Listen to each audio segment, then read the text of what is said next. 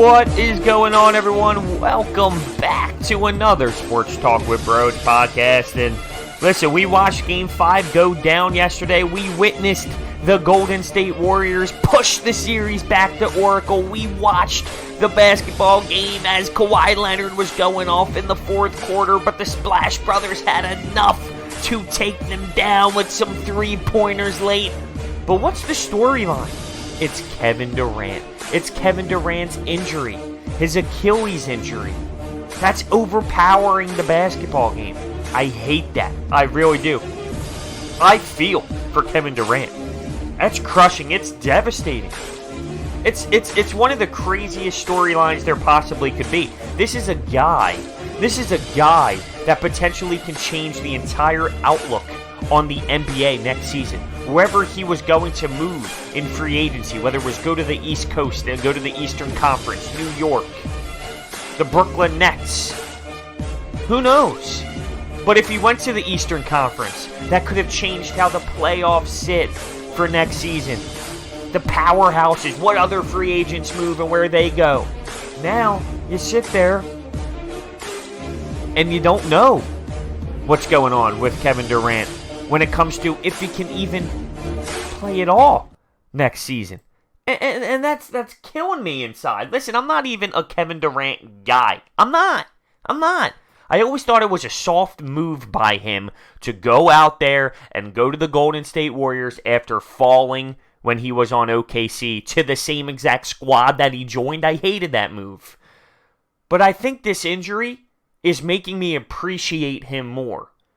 Why so? I just think this playoff run, not that I didn't think that Kevin Durant was this powerful basketball player, not that I didn't know he could get to his spots on the floor and make things happen every single game. I knew that. I did. But there's something about how this all played out that makes me just change my opinion just a tad, just a smudge into a different mindset. I want to see this guy succeed now. And originally, I don't know if I wanted that because I just hated the move to Golden State. This injury, man, it's terrible. It's terrible. I hate that. The moral of this story, the takeaway from Game 5, isn't, wow, the Warriors won. It's what happened. Who allowed him to go? Was he ready? You have upper management crying to the media after the game and said, you could put the blame on me. Did they try and push him into this situation without Kevin Durant wanting to? I don't know if I can go that far. Listen, KD is a competitor. You don't think he wanted to play? You don't think he wanted to go out there in Game 5 and make a statement and try and make a historic comeback? You don't know what that would do to his legacy? You know what that would do to his legacy. If they were down 3-1, KD comes back and he's the big hero. That would change a lot more narratives about who Kevin Durant is and him joining the super team. It would change all of it. But for him to sit out for an entire month, practice one day with the scrubs of the squad, and just find his way back in?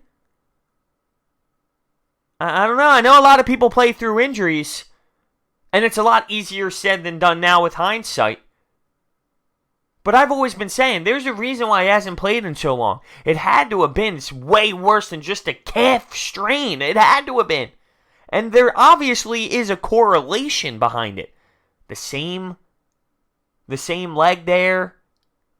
You see the slow-mo of it popping. There's a correlation behind this calf strain issue and the popping of the Achilles. Now, nothing is confirmed at this very moment of me recording this podcast. It is Tuesday morning, but the MRI hasn't been done, and there's a lot to figure out. He was in a walking boot. The Achilles injury is the word that has been thrown out there by a lot of people. So it's just devastating. An Achilles injury to a basketball player, it's damaging. It really is. I know there's a lot of options for what Kevin Durant can do moving forward, whether it's stay with the Golden State Warriors, take the Supermax, or say, screw it, I'm still going to go somewhere else. Who knows if he's going to be able to play basketball next year, really? By the way, I'm going solo on this podcast this morning.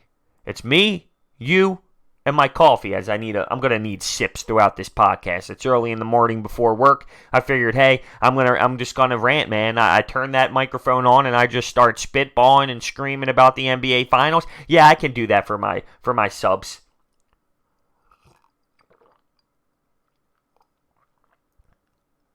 This is one of the most unique situations out there.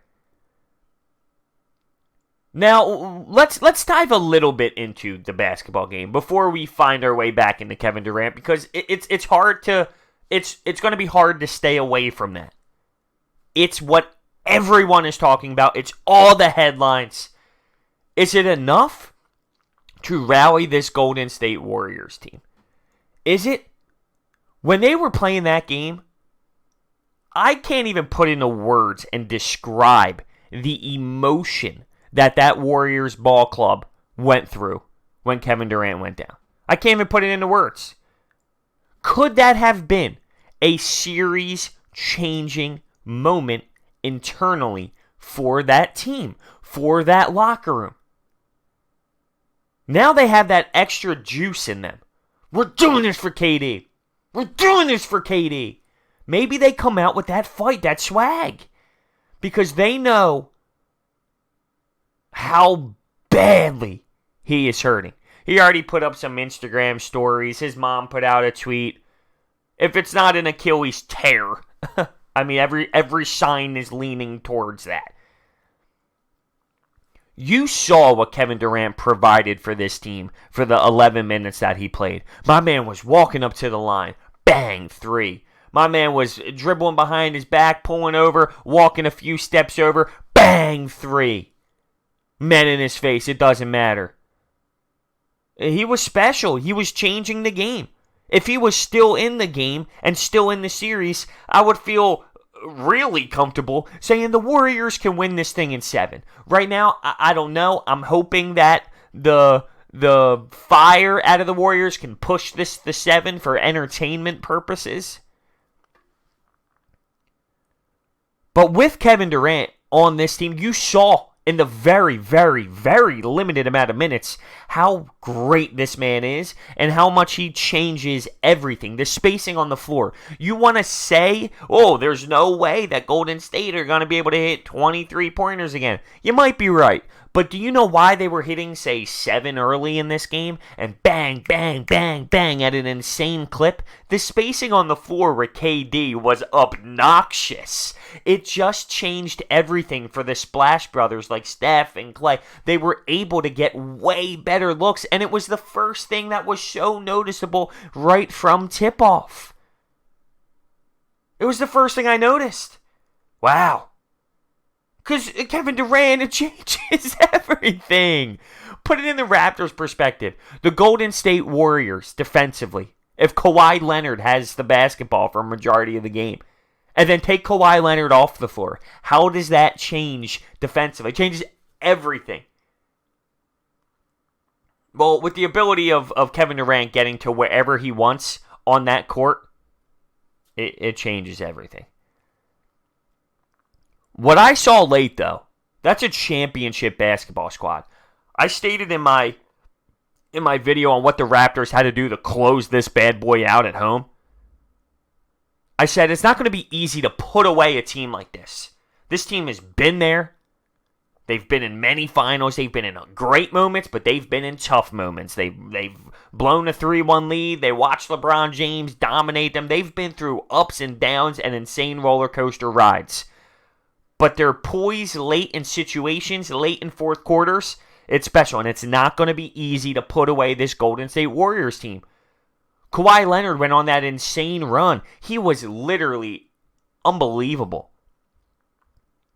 Knocking down mid-range, knocking down a 3, walking up to the line, knocking down a 3.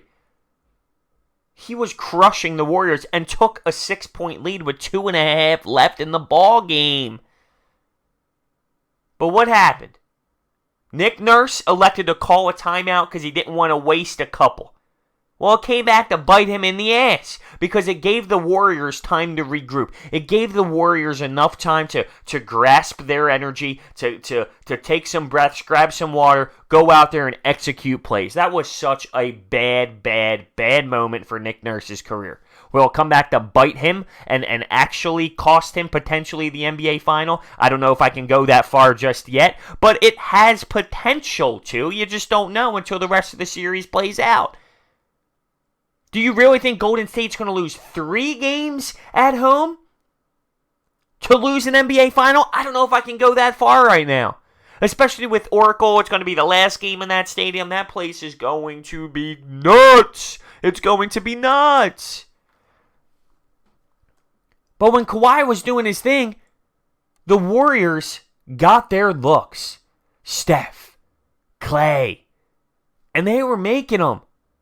That focus level down the stretch, knowing their backs are against the wall, they were determined. Their intensity to make sure this game gets finished, to make sure this series goes back to the Bay Area. They were so dialed in down that 2.5-minute stretch after losing the lead, after having the lead the entire game and losing it with 5 minutes left. You have Draymond Green knocking down big threes. Everyone made plays happen for the Warriors. Whenever the Raptors somewhat had something going, the Warriors responded with a big shot. And that was throughout. That wasn't just late. Quinn Cook had a big one. Klay Thompson in the third quarter, they stopped the 10-0 run by the Raptors. The Raptors were in a one-possession game at that point after going on a 10-0 run. Nope, Klay answers the bell. They answered when needed. That Draymond Green 3, with how much time was left? 6:25? Whew! And that was a wide open 3. And listen, Draymond Green isn't the best three-point shooter in the world. He's smirking while he's going back. That was a difference-making 3. So was that Quinn Cook 3 early in the fourth quarter. Everyone had an answer when needed. Championship teams, they do that, especially with their backs against the wall.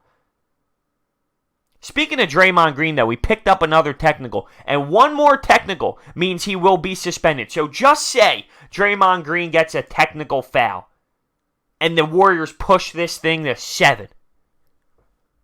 We've seen the Warriors lose Draymond Green before and see what happens. Whether he gets a lot of stats or not, whether his stat line reads something perfect or not, what Draymond Green provides is everything off of the stat sheet. He is their emotional leader. He is the passionate guy on that bench and in that locker room that sparks everyone up. He does everything off the stat sheet. Along with on the stat sheet, he had a decent amount of assists. He grabs boards. He just doesn't score to a crazy level, but that's what happens when you have Steph Curry, Klay Thompson, Kevin Durant. He's not this insane shooter, but hey, he came up big when he needed to.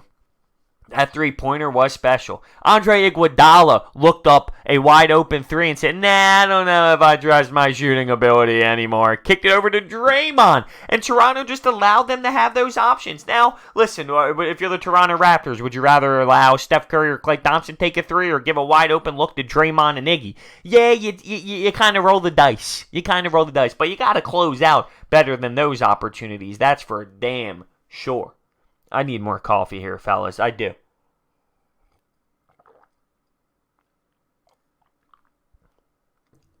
What I want to see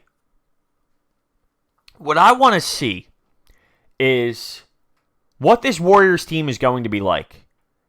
I've seen a squad battle injuries. And whether Raptors fans want to hear this or not, the Warriors are struggling when it comes to staying healthy. I don't want to hear the argument that Kyle Lowry's finger's banged up. I don't want to hear that you guys are playing banged up, because yes, you are, but there's a monstrous difference between playing nicked up in the NBA Finals and then what the Warriors are going through. So I want to see, where does this go with the Warriors? Like I stated, I don't know if they can lose a third game at home to lose an NBA final. I just can't see it. But are they going to have enough? Looney, he had to leave the game. He was dead almost. I mean, his injury is insane. He had to leave the basketball game.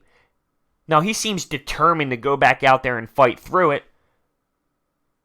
But what's this lineup going to look like? DeMarcus Cousins, I don't know how I feel about this guy. He can do well, but he's also a liability at the same time. And when he wasn't on the floor, and when the Warriors rolled that lineup of Steph, Clay, Draymond, Iggy, KD, it was nuts. And you can see the difference of not having that type of big man on the floor. Now, when it comes to offensive rebounds, I thought, due to the size factor, and realistically, this is when Kevin Durant was out, so it's a lot tougher. The offensive rebounds they allowed, it just comes with not having that size. But the way they play the game, the way they shoot at an insane clip, the way they pop those threes, it's wild. Can they duplicate another 23-point game? I don't know if they can, but I don't know if they can't either. They are the Splash Brothers. That's what they do. Now, the Raptors, they were emphasizing how many threes they allowed, how many three attempts they allowed when it comes to just Clay and Steph alone. So my thought process moving forward is, okay, the Warriors are going to probably have those looks again, try to get those looks again, but the Raptors are going to do a different scheme when it comes to defending the perimeter with these guys. They have to change something up because they were getting good looks and they were knocking them down. It wasn't a game where I thought Clay and Steph were making these impossible three-pointers, these Splash Brother type shots. They consistently were getting to their locations and were consistently knocking down good-looking opportunities. So that comes down to the Raptors' defense. I am used to them with a way better form of intensity. I didn't think they brought the same level that I've seen in the past. Now, if I'm a Raptor, I say, listen, we've taken two in Oracle. I'm not afraid. And maybe they feel disgusted with how they let this one slip in their eyes, because they had the lead late in the fourth quarter. If I'm going to say that the KD injury can spark and fuel this Golden State Warriors team, well, finding a way to lose that game as a Raptor, maybe that fuels them, sick to their stomach. Did we really let that happen? Were we up 6 with 2.5 and we let the Splash Brothers get those opportunities and lose this basketball game? Maybe they're sick. And they go out there with this extra determination and this crazy mindset that they are not leaving the Bay Area without the NBA championship. I'm sure that's really what both of these teams are feeling, and that's the beauty of sports, because we're going to see which team ends up getting the job done and which team ends up having more fight. Those moments are special. I am obsessed with the NBA Finals. I can't describe the feeling that I get when I'm watching the game. I can give you the symptoms. My stomach's turning. My stomach feels tight. My heart is literally pumping at an insane rate. Watching that last possession. 1-point game. The Toronto Raptors can win the NBA title on a buzzer beater just like Kawhi Leonard did to the Sixers in Game 7. They can. Oh, and you're living in the moment. You're looking around. Who's fighting off screens? Who's double teaming Kawhi? Oh, who's wide open? And it all happens like this because the clock's moving. Those moments are nuts. And that's why I love being a sports fan, for those type of times.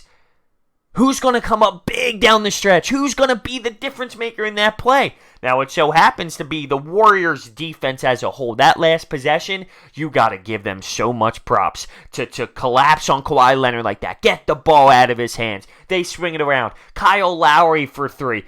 Decent somewhat of a look, but Draymond Green ends up getting his fingers on it, and that's why it hit the backside of the actual basket towards the fans. Draymond Green with a monster closeout. Now, would the shot have went in? I don't know. It looked hideous to begin with. I don't know if a fingertip would have made it go all the way to that side like that. But Draymond closed out. He did. Now, speaking of the fans, I'm not going to sit here and just absolutely destroy every single Toronto Raptor fan in the world. And I understand that in the heat of the moment, at the very second that Kevin Durant goes down, I'm sure some of those fans just assumed it was a turnover and Kevin Durant fell. I don't think they knew the actual problem that occurred instantly as soon as Kevin Durant fell. So they were cheering for the play because it was a turnover. But there were a decent amount of fans in that stadium absolutely 100% cheering when Kevin Durant was holding his Achilles. You know, you have the one fan that's all over Twitter that's waving goodbye to him. And I'm not going to say that every Toronto Raptor fan is like that, because I hate that. I hate when people say, oh, Philadelphia Eagle fans or Philadelphia sports fans are scumbags. They do this, they do that. Well, you're right. There are some people who are like that, but that's every fan base. Not every person in Philadelphia who loves Philadelphia sports are scumbags. There's a video going around after the Toronto game last night. There was a Toronto Raptors fan where there was a Golden State Warriors fan leaving the stadium, and someone clocks him and then runs, and the guy falls instantly. The Toronto Raptor fan just clocked the Golden State Warrior fan. He wasn't even saying anything to him. He just walked by him, punched him in the face, and walked away. Ran away, really. Now, is that every Toronto Raptor fan? Would every Raptor fan do that? No. There are scumbags in every city. There are bad fans in every city. But it looked bad on TV because you have Kyle Lowry telling everyone to relax. You have the entire team. What are you doing? Yo! What are you doing? And even Kyle Lowry said after the game, listen, this is a brotherhood. This is a brotherhood. As much as we're rivals on the court and how much we go after it and battle, you know, it is. It's like a family. And you never want to see anyone go down. It's funny because if Kevin Durant didn't go down, right, and just Looney did, is it really a conversation? Injuries? Kevin Durant, and here I go. Somehow I get it tied back to KD. Because that's the topic. That's what is the takeaway from this game. There's a takeaway that the Golden State Warriors 4-6. I understand that. But Kevin Durant is bigger than this NBA final. It changes the New York Knicks game plan. It changes teams' outlooks on the offseason for next year. Is he even going to be able to play? It changes who everyone is targeting now and different type of trades. You hear Anthony Davis, well, he wants to go to the Knicks or the Lakers. Well, now Kevin Durant's not in the picture. Are the Knicks going to be all in on an Anthony Davis move now?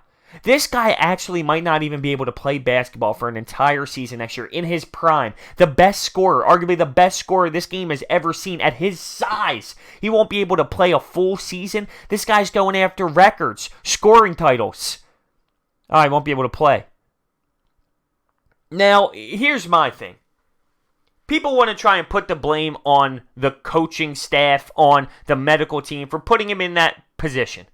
And as much as I think you're right, they probably did force him to come back a little too soon, right? There's a reason why he had no activity. None. He had no activity until one day before the basketball game. And then all of a sudden, he's good to go after he's leaving that little practice that he had with ice bags all over his ankle and his calf.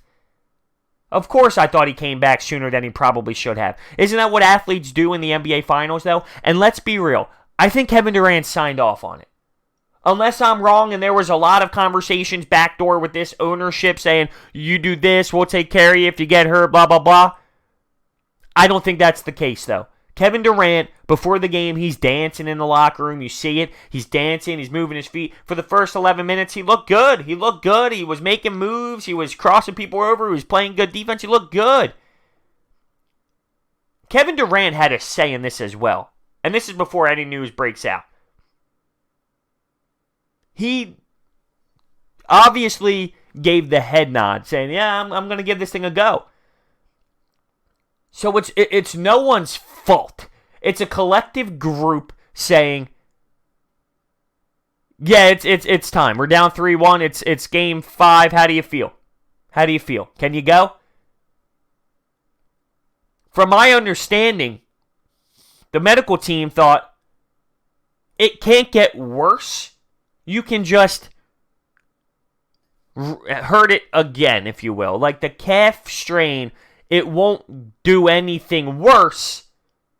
You will just have that calf strain get back to where it was a month ago, if that makes sense. Because he's been out for a month now. It's crazy. It's wild how quickly that month went. It just flies the hell by. It's almost mid-June as it is. I can't believe it. The summer always flies by, and it blows my mind. It really does. But the medical staff apparently didn't think that it can go to as far as an Achilles tear. It would just stay as the calf strain. But that sounds ridiculous to me. I'm not a doctor, right? So I guess I can't sit here and tell you how it's supposed to play out. And we're going to learn more information on what the situation is as the day goes on and as the weeks go by. There's no denying that. So I guess I'll just leave it to the doctors, because who am I to start dissecting, if the calf strain can go to the Achilles tear? I don't know. Who am I? I'm a guy who goes into my basement after sporting events. I drink my coffee and I scream on YouTube. That's what I do for a living. That game, though, it was such a weird, emotional game. I was entertained, absolutely. I was intrigued throughout, absolutely. Close game, fun. There was pushback involved. Big players had to make big shots. Back and forth action. Stars made plays. Kawhi went off. Splash Brothers did their thing. But there was just ugly feeling in my stomach from that second quarter on. It's hard for me to comprehend.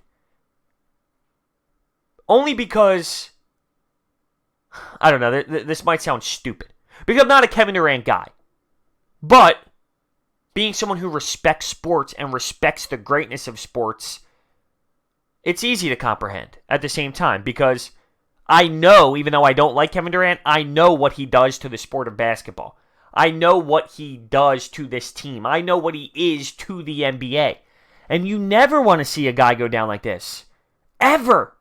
This isn't a dislocated pinky. This isn't a broken nose. This is the worst of the worst of the worst of the worst situation that ever could have occurred.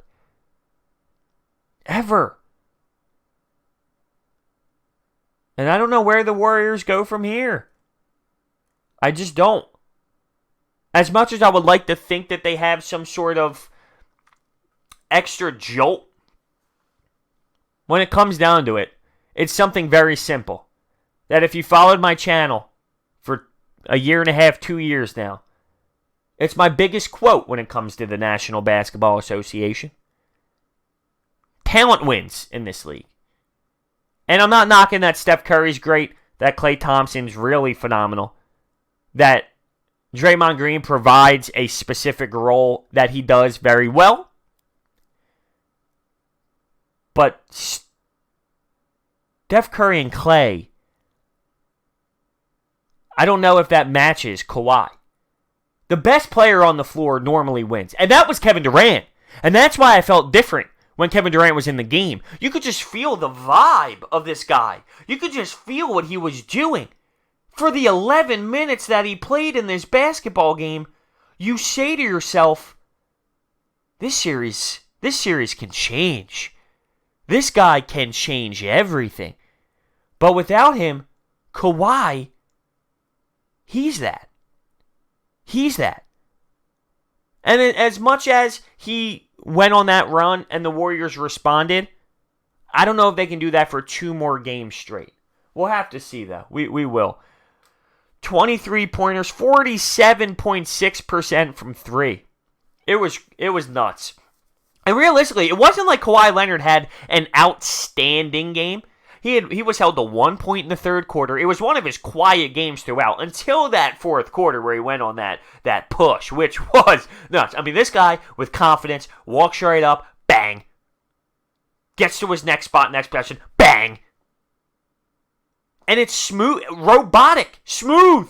Nothing but net. The net doesn't even move. He releases. I love this when players are that confident. He releases. Instant release. They start backing up because they already know. They already know it's going in the back of the net. It's hitting nothing but net. It's wild. The confidence, the swag to do it. NBA final game. I'm thinking to myself when I'm playing out on the park. I don't want to shoot the ball. You kidding me? I'm passing, setting the screen, and grabbing a no board to kick back out. I'm taking a charge. I don't want to shoot the ball when we're down the 2. And a big shot, everyone leaves me wide open. Oh, bros, no, everyone cringes. Nah, come on, I'm better than that. Stop. I'm better than that, bros. Have some confidence in your game. Another thing that I just thought of when I was talking about hitting the back of the net. It's harder to get sidetracked when you don't have somebody else with you on the podcast, but imagine chain nets in the NBA. I'm a big fan of the chain. The double rims at the local parks, all right, they got to go. All right, the double rim thing, come on, who even thought of that? That's stupid. That's terrible. No wonder why my shots always brick. It's got to be the double rim, right? But the chain nets, huge fan. Huge fan. That's like, that story. When you think of that story of, the kid who always wants to be in the NBA. He's a young kid. He grows up in the city. He goes to the park every single day after school. He goes to school. He drops his book bag off at home. He puts on a pair of shorts. He goes to the court every single day, and he practices his free throws. He practices his jump shot, and he just swoosh, swoosh, but it's in the chain net. I want to see the NBA go to the chain net. I also, now that I'm just rolling, let me go here. The one thing I thought would be really cool is, I don't think it would ever work, but the NHL, it's doing the Winter Classic. It's doing the Stadium Series games. They're doing all these cool events. What about an outdoor basketball game on like a park? Obviously not your local park. It would be a huge event. And say in the middle of the Eagle Stadium, they put an outdoor basketball court. And then they had an outdoor game on this blacktop and with the chain nets. I thought that would be sick. I don't think the NBA players would ever sign up for that just to... because I guess it's all going to tie together here, maybe because potential injury situations, maybe. I don't know. I thought that would be cool. It's something I always thought of, and then I realized the NBA would never, I don't think the players would sign off for it, but that would be an entertaining thing. Listen, the NBA as a whole is reaching the highest of the high. I don't know if it will ever reach the NHL, or I'm sorry. The NHL. The NFL? I don't think it will ever reach the NFL. Because here's the problem, and you're seeing this now. There's too many games. The NFL, it's so much hype. One game a week. Everyone gets going for Sundays. Basketball, there's 82. And I hate to quote this man, but he really makes a great point. And it's Colin Cowherd. And one thing that he stated, and it is true. It is true. Kawhi sat out, right? And he didn't play back-to-backs. He didn't play all the games this year. And look at him right now. Kevin Durant played a lot of basketball throughout the season, and look where he is right now.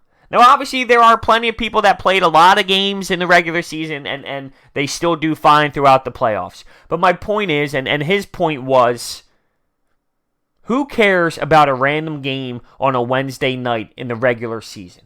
What matters is late June. So if you are on this team that has a legitimate shot at making a run, do you rest your starters? Because, hey, listen, 82 games... There's no reason to play a full 82 games. Who cares about how the game goes in the middle of November, December, January? Is anyone talking about those games right now? Is any Golden State Warriors fan talking about a couple losses that they had during the regular season where they went through a tough patch? Is anyone discussing that? No. No one cares. Because it's about June. So are you going to start seeing guys take the approach of Kawhi Leonard? Sit out back-to-backs, not play a full 82. Because look at him in the finals. And like I said, it's not like just because one person gets it done like that's how it works for everyone. You can play 60 games out of 82, get to the finals, get hurt, and there's no correlation between the two. But it just seems the way basketball is being played, and sports in general, sitting guys out and resting them for the long term is a mindset due to analytics and fatigue and all that. So how is the NBA going to be affected by watching this situation occur? he raises a great point. I think he's, of the terrible national media that there is, the way he does his show, as someone who's studying the craft, I respect, and he has points, and some of them are absolutely insane, don't get me wrong, and that's part of the business, but he always has a unique style to the way that he defends his points, at least. It's not as pathetic as other national media, but I don't even really listen to that extent. I just I saw the clip of his yesterday, and I thought that was interesting, though, and he has a point. He really does. Resting guys for the regular season so they're ready to go in the NBA Finals is important, and you might see teams do that based off of seeing what's going down now. Guys like Andre Iguodala, that's just due to age. Due to age, being through this type of grind. Think about this team, this Warrior squad. Their bodies have played so much more basketball than everyone else through the last 5 years. Getting to the NBA Finals consistently battling, playing so many more games than everyone else. It takes a toll, not only just physically, but mentally. This has been one of the most unique situations when it comes to the Warriors season. The injuries, the fight between Draymond and Kevin Durant. Is Kevin Durant going to want to come back? There's so much hostility going on in that locker room. And it would only be fitting if they found a way to come back and win this. Listen, they fought through so much adversity late in that ballgame. With Draymond Green and Steph Curry having a little bit of some weird play there late for a backcourt violation in crunch time. For DeMarcus Cousins to set that screen in crunch time, last possession essentially, and cost them the turnover so the Raptors have a chance to win. That's not championship basketball. That's not the Warriors we're used to seeing. But they clamped down late. I couldn't believe it. I've stated championship teams find ways to win. They do, and they did. But championship teams also don't give up those type of moments. I've never seen a Warriors team through the 5 years of their runs to have miscues like that late. That was bad. But they all made up for it defensively as a team, as a five, and clamped the hell down. What I took the most out of the Raptors side, I don't know if they matched the intensity. Due to the fact that one team knew, this is it. This is potentially the end of our season. We're not ready for this season to end. And I thought the other squad was more comfortable. And that's reality. That's natural. That's what happens when you're up 3-1.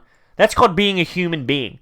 One team is, you can compare it to, you're climbing Mount Everest, all right? And one person's climbing it comfortably. They're at a good rhythm. They're at a good pace. They're moving along. They're just doing their job at a good pace. And one guy's hanging off for his dear life. If he ends up falling, he doesn't live. Well, that guy who's holding on for his dear life, you don't think he's going to have an extra sense of urgency? A little bit more oomph in every grasp that he makes here? Absolutely. And that's the difference between the two teams, but that's human nature. The Raptors, though, not that it's over, I still think they're going to win based off the fact that it's hard to win 3 in a row against this squad, and I'm going to say it, the Warriors are banged up, and they don't have Kevin Durant, and that changes everything, because you saw what he did in those 11 minutes. I still think the Raptors get it done, but you allow it to just keep on going. You allow it to just drag on a tad. You allow it to just move to Oracle. And it's going to be tough to win in Oracle with the emotion they all have right now with KD, with this team, and with the building going away. Last game in Oracle ever. And Game 7 could be a toss-up after that. I'm intrigued. It's not going to be easy to put this Warriors team away. They have an extra step right now. Do they have an extra little bit of confidence? Maybe. The problem is they don't have anyone stepping up. Clay and Curry, they can do what they can do if they drop 30, say Steph drops 30. Say Clay drops 27, 28 points. Who's next? They don't have that third scorer. It's not Iggy. It's not really Draymond. Who is it? DeMarcus Cousins? Is he going to start again? I think he slows that team down. He's not conditioned enough. I don't like when they run offense through Boogie Cousins. That takes away what the Golden State Warriors are.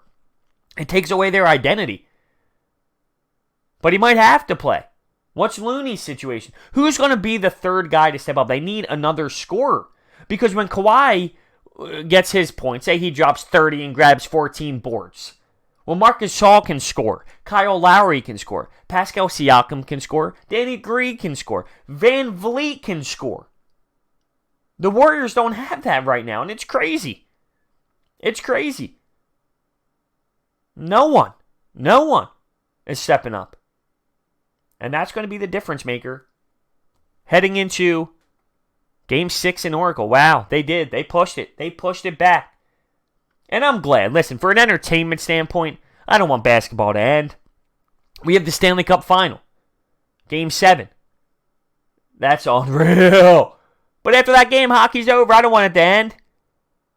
And pushing it to 6 for the NBA Finals. The alternative is one more basketball game. But of course, I would love to see that. Entertainment standpoint, I want to see this keep going. I want to see the storyline change. I want to see it go to 7 if I can. One, because I want basketball. And I want to see, wow, can this Warriors team really lose down 3-1 and then win when being down 3-1?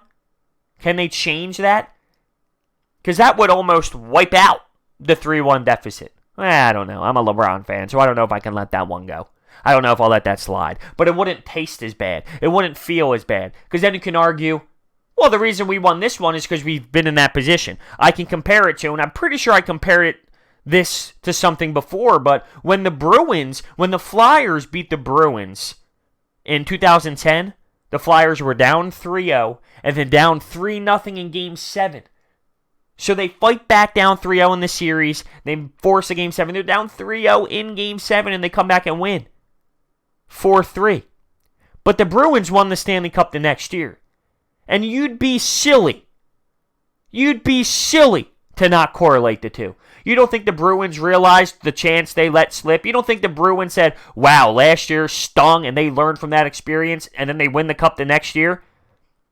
Well, if the Warriors find a way to come back and win in 7, you'd be silly.